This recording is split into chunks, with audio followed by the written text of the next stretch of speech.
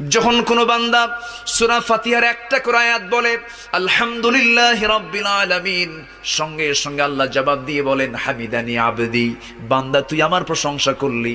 আর রহমানির রহিম যখন বলে আল্লাহ বলেন আসনা আলাইয়া আবদি। মালিক ইয়াউমিদ্দিন যখন বলে আল্লাহ বলেন মাজ্জাদানি আবদি।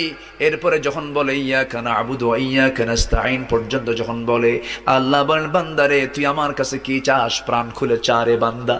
ইহদিনাস সিরাতাল মুস্তাকিম থেকে শুরু করে নিয়া ওয়ালাদ-দাল্লিন পর্যন্ত যখন বান্দা বলে তখন আল্লাহ বলেন বান্দা নামাজের মধ্যে এমন প্রেমের খেলা খেললি, বান্দা তুই যা চাইলি সব আমি আল্লাহ কবুল করলাম।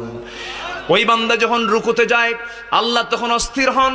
ওই বান্দা যখন সিজদায় যাওয়ার জন্য প্রস্তুতি নাই, সমস্ত ফেরেশতাকে ডাক দিয়ে বলেন ও ফেরেশতারা, এই বান্দাগুলো আমাকে দেখলো না, রাসূলকে দেখলো না, কোরআনকে দেখে হাদিসকে বিশ্বাস করে আমাকে খুশি করার জন্য তার সবচেয়ে সম্মানজনক